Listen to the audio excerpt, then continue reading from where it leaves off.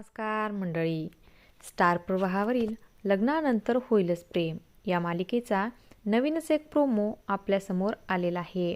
आणि ह्या प्रोमोमध्ये आपल्याला असं बघायला मिळणार आहे की काव्या आणि पार्थ या दोघांचं तर जीवा आणि नंदिनीचं यांचं लग्न पुन्हा एकदा करायचं ठरवलेलं असतं. आता त्यांच्या चौघांमध्येही प्रेम झालेलं असतं.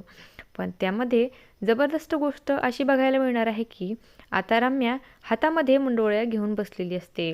रम्याचं वागणं जरा बदललेलंच असतं. काही दिवसापासून रम्या जरा वेड्यासारखंच वागत आहे. तिने तर कालच्या भागामध्ये आपण पाहिलं आहे की तिने वसुआत्याचा गळा आवळलेला होता.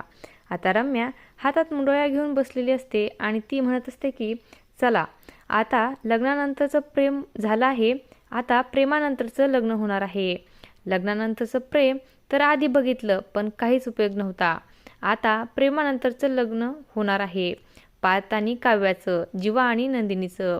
दुसरी गोष्ट, रम्या आता सगळ्यांना बोलत असते की तुम्ही घाबरूच नका, मी आता पहिल्यासारखं काहीच करणार नाही. विलनसारखं ना मी खिरीमध्ये विष मिसळणार आहे, ना मी चाकू वगैरे घेऊन किडनॅप करणार, असं काहीच करणार नाही. रम्या म्हणते आता मलाही आनंद होतोय, तुम्हा सगळ्यांना आनंद होतोय तसा. आई शपथ. वेळ तिथे वसुआत्या बोलते की अगं माझी शपथ काय घेतेस, आता तुम्हाला काय वाटतं नक्की रम्याच्या डोक्यामध्ये काय शिजत आहे? कारण रम्या पार्थला दुसऱ्यासोबत बघणं शक्यच नाही. मग रम्या असं का वागत आहे? आता रम्या लग्नामध्ये काय गोंधळ घालणार हे पाहणं अतिशय रंजक ठरणार आहे. अशाच मालिकांच्या नवनवीन अपडेट्स पाहण्यासाठी आपल्या चॅनलला सबस्क्राईब करा आणि व्हिडिओ आवडला असेल तर लाईक आणि शेअर करायला विसरू नका. धन्यवाद.